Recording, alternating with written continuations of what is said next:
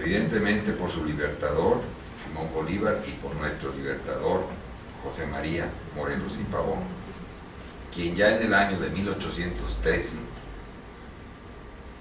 postulaba, exigía, reivindicaba la necesidad de la tutela judicial efectiva a través de lo que nosotros conocemos en México.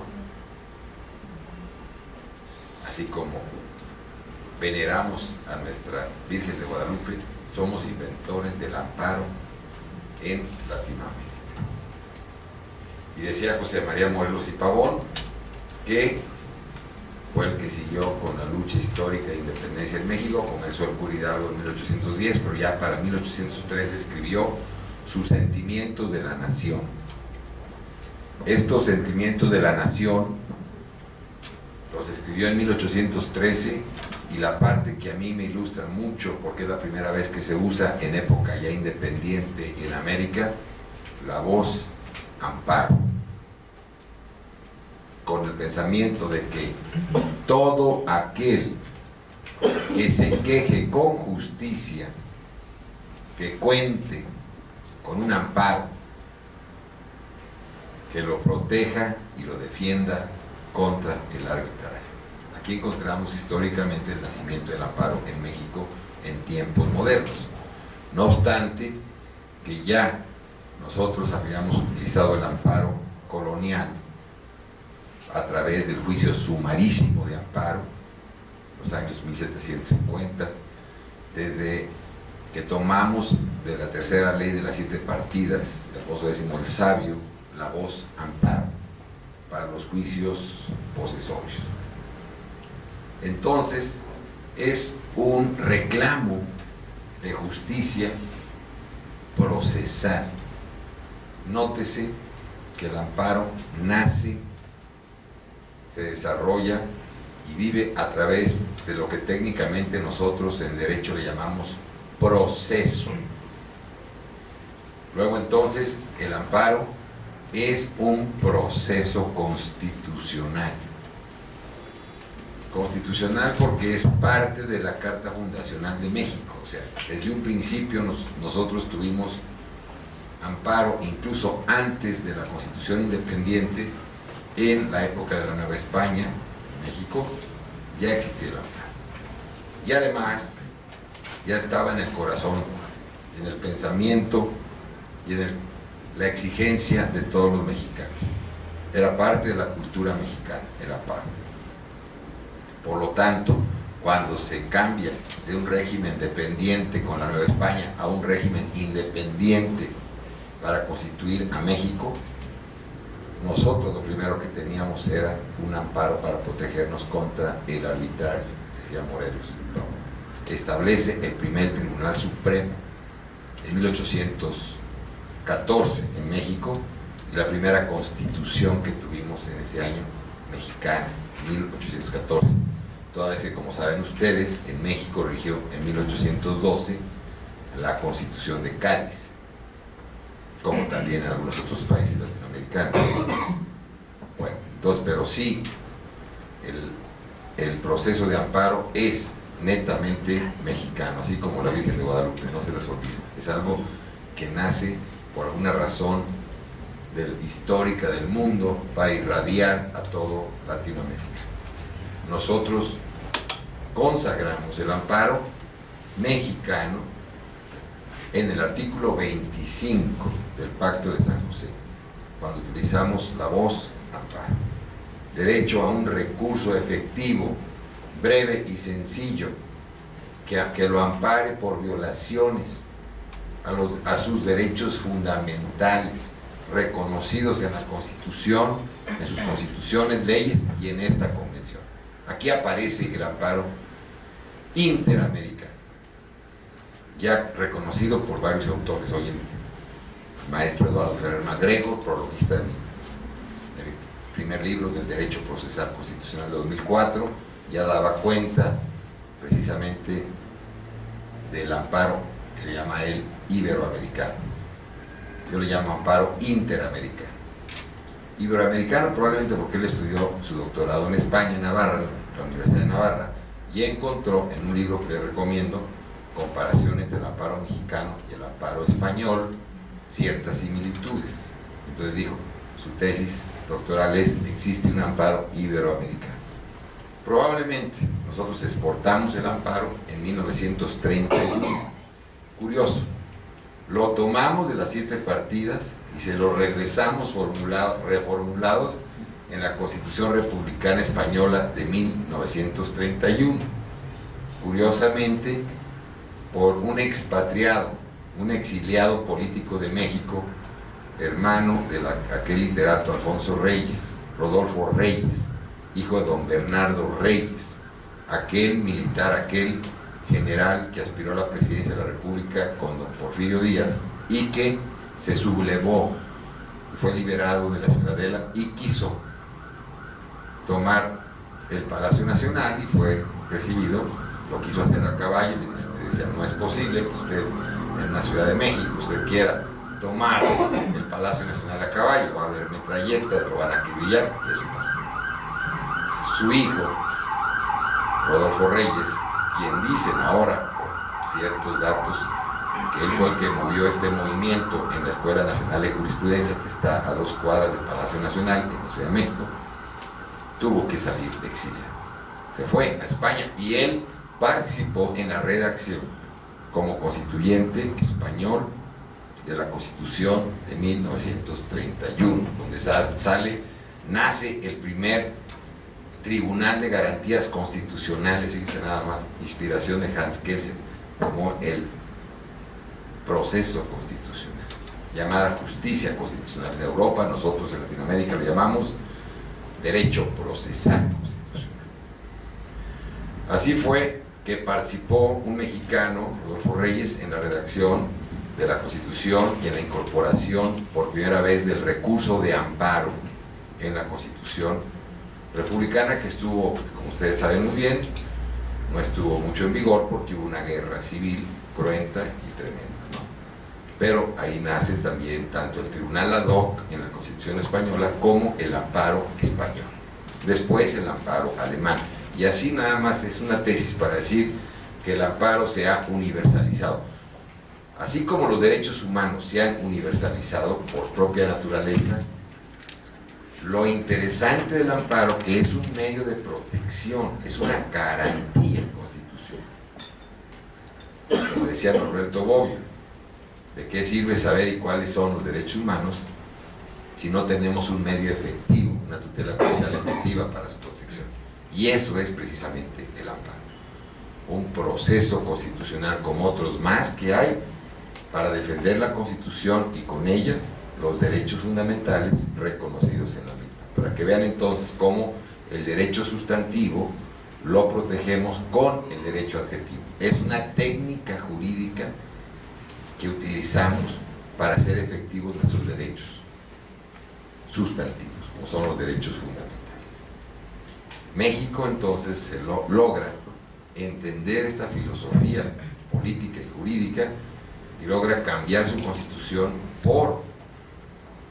ahora no por voluntad propia, sino, fíjense qué interesante, por exigencia de los mexicanos que llegaron a la Corte Interamericana y lograron reivindicar en 6 casos sus derechos humanos, o sea, en la justicia interamericana. Tardó más de 10 años, por eso mi propuesta es eliminar ese largo y sinuoso camino y tener acceso directo a la Corte Interamericana, como lo tiene el Tribunal de Estrasburgo. Esa es la tesis que iba a presentar, última ponencia que presentara en el Congreso Internacional en la Ciudad de México, más bien, perdón, en Tlaxcala. Primero en el INACIP y después en el Instituto Nacional de Ciencias Penales y después en la Universidad Autónoma de Tlaxcala ante la presencia del juez Eugenio Raúl Zaffaroni, para ver si hacemos eco y logramos un gran movimiento que empieza hoy con la plática que tuvimos con el doctor Belande y su servidor, para poder impulsar esta acción en toda Latinoamérica. La eliminación de la Comisión Interamericana y el acceso directo a la Corte Interamericana por inútil, como dijera Paquita la de Barrio.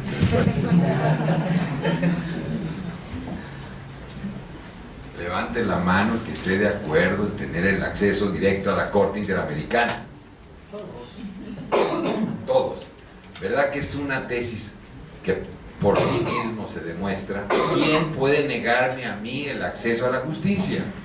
¿Por qué quien me vigila me impide el acceso a la justicia y me exige que mis jueces hagan control convencional? ¿No les parece un absurdo? Y empiecen por ellos mismos, es lo que le dije a Raúl Zaffaroni. Me dice, bueno, es que tu tesis plantea también que faltan recursos. ¿Y porque no hay recursos de los estados vamos a estar sin justicia? Claro que no, esa no es una respuesta, es una explicación, pero no es una respuesta. Entonces planteemos directamente el acceso directo y que hagan control convencional, como les enseñó el maestro Velandia, inaplicando el artículo 61 del Pacto de San José. ¿Cómo ves? Que solamente la Corte puede, la Comisión puede presentar casos ante la Corte. Bonita. 7 años me tardé yo para llegar a una resolución de sobreseimiento, como le llamamos en México. O sea, me mataron mi amparo en la Comisión Interamericana cuando fui por primera vez candidato a ombudsman. Expediente, pueden tomar nota, 580 diagonal 2007, y se resolvió en 2014. 7 años. Y mi segunda, bueno, ya la segunda ya participé, logramos modificar un poco la Constitución y la ley, y ahora sí el Senado me escuchó como candidato en el 2014, pero fíjate, en julio me fallan el asunto, yo no podía competir para ombudsman, porque por ética estaba sub judice el asunto. Una vez que se resolvió, fui candidato en noviembre, de nueva cuenta, necio. Voy a terminar como nuestro político loquito López Obrador en México, ¿no? Leyendo la Constitución, le digo a mis alumnos, como una bella poesía en el Zócalo de la Ciudad de México, para ser enterrado en el Templo Mayor, igual que la Coatlicue. ¿Qué les parece? Porque nadie me hace caso. Nadie hace caso de nuestra Constitución como norma normarum, con fuerza normativa. Y de eso se trata el control constitucional. Que la Constitución se aplique en serio, como dijera Ronald Dworkin, que los derechos en serio, taking the rights seriously, que es lo que no hacemos los latinos. Somos campeones en vacilar con, como decimos en México, con los derechos humanos, ¿no? Y burlarnos de quien los demanda, sobre todo si estás en el poder, ¿no? Ahora resulta ridículo, somos ridículos los activistas que exigimos la tutela efectiva de los derechos humanos frente al poder. No podemos permitir eso, ¿estamos de acuerdo? Tenemos que exigir nuestros derechos. Y la manera de lograrlo es a través del proceso constitucional, cualquiera de estos. ¿Y qué entonces es la nueva función de control de convencionalidad, creación pretoriana de la Corte Interamericana? Ese es el gran tema de discusión. ¿Haremos un incidente de control de convencionalidad? Pudiera ser una solución, sería un proceso, un incidente dentro de un proceso ordinario, al margen, eso quiere decir incidente, al margen de lo principal surge el incidente, algo accesorio, ¿no? Y entonces lo accesorio sigue la suerte de lo principal, vamos a afectar el proceso y por lo tanto vamos a lograr que si se violó, que se está aplicando una ley contraria a la Constitución o a la Convención, la inapliquemos, vía incidental. Es una buena solución. ¿Cuál sería mi tesis al respecto? A ver, tomen nota. Se me acaba de ocurrir ahorita que estaba paciente y atentamente, aprende uno más escuchando que hablando, al doctor Velarde. Yo planteo en este tema, tómese nota, no es una ponencia que he desarrollado todavía, simplemente son lluvia de ideas, a ver qué opinan ustedes, que es una función, una nueva función pretoriana de control de convencionalidad. Más que, porque si la encasillamos y les dejamos a los legisladores que nos den un incidente, nos van a restringir. No, dejémosla como una función universal, una función de protección derivada de la exigencia y exigibilidad de los derechos universales, de los derechos humanos como derechos universales, ¿no? Entonces, el control de convencionalidad, mi tesis es, así como hay procesos constitucionales, por lo menos en México, y procesos y procedimientos, se encuentran en mi libro, que les van a obsequiar, parece ser, ¿no? También ahora descubrimos, bueno, que a raíz de las sentencias de la Corte Interamericana existe la función de control de convencionalidad. Yo con esto a lo mejor ya me podría retirar a ver un partido de fútbol, porque ya casi en síntesis les doy todo, ¿no? Ahí les va, a ver qué ocurre. Parece que me hizo bien el descenso del avión y el descanso. No llegando al primer partido. Hay que llegar al partido.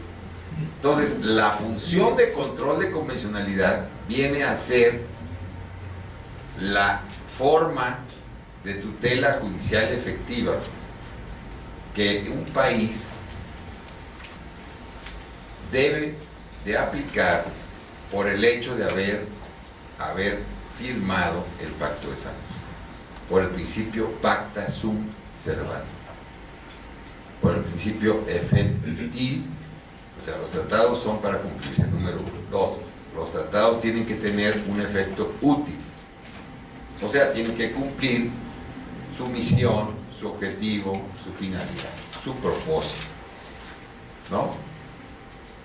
Y entonces el control de convencionalidad es una figura pretoriana creada en la Corte Interamericana de Derechos Humanos, en varios casos que tenemos, tal vez el más destacado, Almonacid Arellano, con el voto particular de mi paisano, el doctor Sergio García Ramírez, padre de la criatura,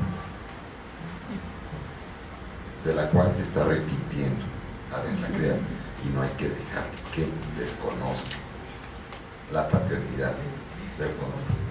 No he tenido oportunidad, lo respeto mucho en el control en el Congreso Internacional, pero sí acudí a su hijo putativo, a Eduardo Ferrer Magrel, vicepresidente de la Corte, amigo mío, y le dije, el maestro se está haciendo para atrás, ya está, quiere que limitemos, que restringamos el control de convencionalidad. ¿Qué opinas, Eduardo? Dijo, ni un paso atrás. Raimundo, vamos a impulsarlo, a mejorarlo, a extenderlo en Latinoamérica. No vamos a recular, como dicen los españoles, no es ninguna mala palabra, estás pensando en decirte para atrás. Ni un paso atrás. Vamos para adelante con el control de convencionalidad, a exigirlo como un derecho conquistado, ¿no? Como Morelos lo hizo, una exigencia de justicia. ¿Qué son los derechos humanos? Eso, exigencias de justicia, exigencias éticas, pretensiones de moral, ¿no? Pero ¿cómo lo vamos a lograr? A través de la técnica del derecho llamada proceso constitucional, o ahora la nueva función constitucional de control de convencionalidad. Entonces, creada en Almonacid Arellano, como ustedes saben, en el voto particular de don Sergio García Ramírez, 2006, pero dice, existe una especie de control de convencionalidad. Todavía no se decide por él a la tesis. No dijo, existe, no, puede ser, que es diferente. ¿Y en qué consiste eso?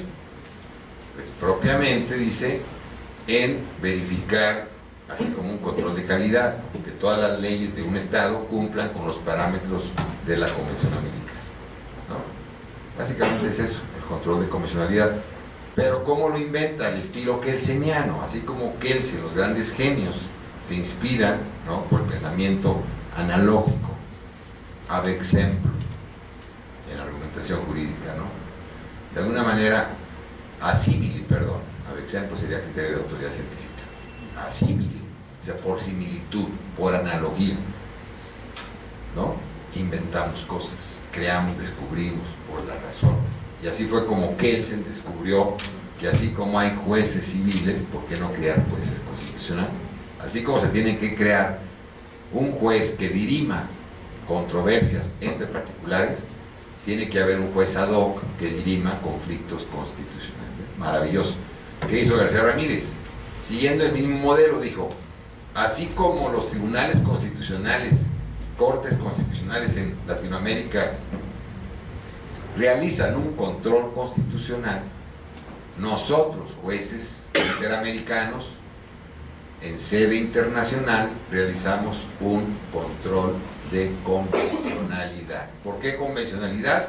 Porque deriva del nombre Convención Americana, que es precisamente la tesis del control de convencionalidad en sede internacional a través de la función de la Corte Interamericana, y en sede difusa, ahí viene ya la palabra que asuste, difuminada, esparcida, de todos los jueces de Latinoamérica, como si fueran y se tratasen de jueces latinoamericanos. Por eso les digo que terminando esto, ya que nos vamos al partido, no se crean, falta todavía, ya que hasta las 9, a las 8 les voy a dar un break de 10 minutos, ¿no? Para que tomen un café y eso, y regresamos con más brillos, ¿de acuerdo? Pues seguimos de nuevo hasta 8:30. ¿8:30? Para ir al partido. No. El break. Sin break. Que todo aquel que se queje con justicia levante la mano.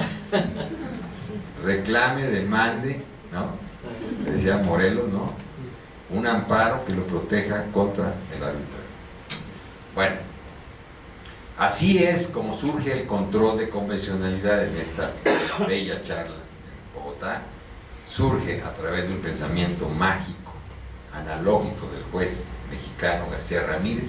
Siendo penalista, pensó, no quiero pero siendo penalista se convirtió en juez constitucional, ya tenía muchos años, llegó a ser presidente de la Corte, ¿no?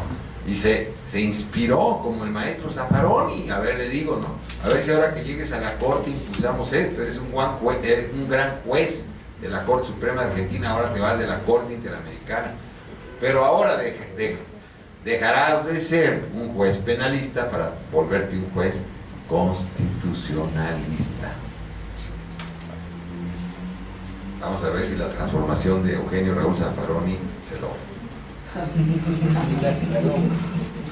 Muchos jueces han sido penalistas, ya han sido jueces locales, nacionales, todos. El Pazmiño, el Ecuador está ahí a prueba. Vamos a ver si logran crear jurisprudencia. Entonces, de esta manera se arriba a la tesis de control de convencionalidad. Caso Almonesí Arellano, caso de trabajadores cesados del Perú, hasta el último que les mencionaba el doctor Velandia, Hellman contra Uruguay. Y lo interesante de este caso es el voto particular de otro mexicano de nuevo, Eduardo Ferrer Madrid.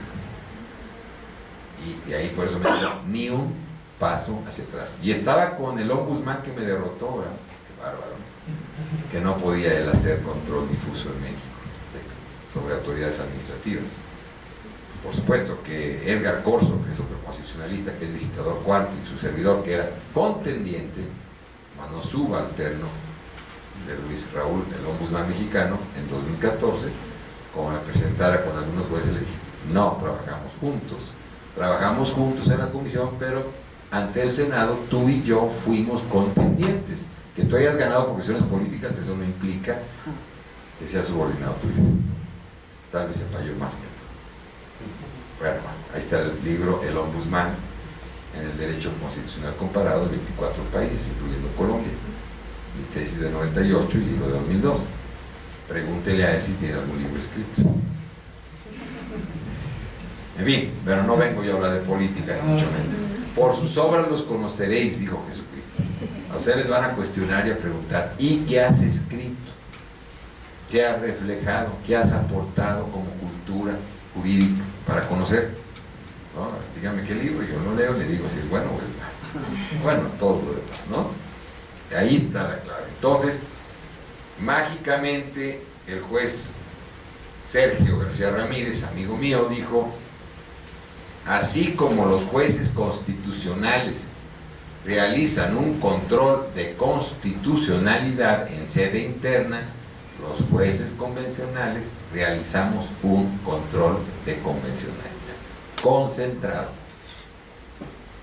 Pero así como los jueces están obligados en el sistema interamericano, nosotros, en aplicar normas de derecho interno contrarias a la convención, los jueces, y aquí está lo maravilloso de la tesis por analogía y por mayoría de razón, los jueces de derecho interno, o sea, los jueces locales, también tienen que realizar de manera difusa, o sea, todos, este control de convencionalidad, que consiste en un examen de compatibilidad, como lo dice la Constitución colombiana de 91, entre la norma de derecho interno y la norma convencional, para inaplicar, si es necesario, cuando se utiliza la facultad extrema, más intensa, dice Ferrer MacGregor, una ley contraria a la convención. ¿En qué caso? En el caso concreto te va a decir por el principio pro hominem. Ya no hay supremacía constitucional, hay bloque de constitucionalidad y de convencionalidad. En fin, lo que aparentemente para nosotros, para ustedes que son constitucionalistas, parece sencillo, en la práctica, les decía el maestro Velandia, no sabemos cómo, porque no se nos enseña en las universidades. Se nos dice el qué, pero no se nos dice el cómo, no se nos da la fórmula. Y de eso se trata en este curso, enseñarles a pensar. ¿Está difícil? No. Ejercer una conexión de neuronas de manera ordenada, como ustedes lo saben hacer muy bien con las telecomunicaciones hoy en día, con las redes sociales, pero en materia jurídica, para poder aportar la solución en el caso concreto en defensa de los derechos humanos de su cliente. De eso se trata. Entonces, el juez local colombiano o mexicano, cuando aplica la normatividad interna, se convierte, dice Eduardo Ferrer, en un juez interamericano. Yo estoy de acuerdo con eso. De manera difusa. Entonces, de manera concentrada, tenemos el control de convencionalidad en sede internacional en la Corte Interamericana. Y de manera difusa lo tenemos en todos los jueces latinoamericanos de los países que han suscrito el Pacto de San José. ¿Queda claro? Entonces, ¿cómo nace este control difuso? Nace en los Estados Unidos, en la sentencia Marbury versus Madison de 1803, que sin tener facultades, el juez Marshall por interpretación se las dio. O sea, sin tener expresamente la facultad de control constitucional, vía ejercicio pragmático, le tocó un caso de confrontar una ley de derecho interno, ley orgánica del Poder Judicial, que permitía un writ, o mandamus, una especie de amparo, mandamiento de Marbury, que contra Madison, el secretario de Estado, que no le había dado el nombramiento de juez por el cambio que hubo en el gobierno, en la presidencia. Y dijo, esta ley no la puede aplicar porque es contraria a la Constitución, porque sería tanto como una ley secundaria derogara la máxima ley que es la Constitución. El artículo 6 de la Constitución de los Estados Unidos contempla el principio de supremacía constitucional, ¿no?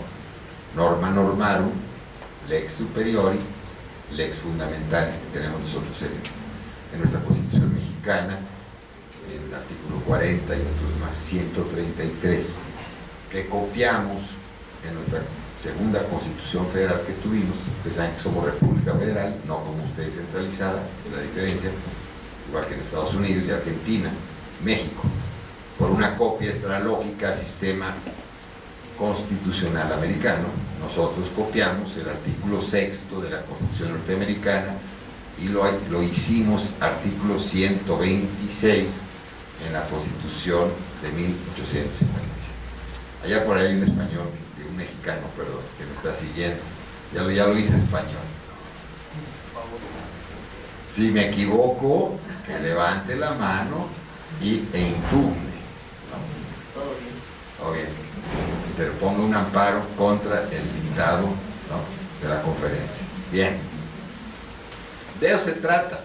Entendiéndolo bien, cómo nace, cómo se crea de manera pretoriana, de manera jurisprudencial, el control de convencionalidad en sede internacional, vemos cómo, por lógica y mayoría de razón, el juez García Ramírez llegó a la conclusión que también los jueces de los estados deberán preferir la convención frente a normas de derecho interno. Esa es mi definición del control de convención.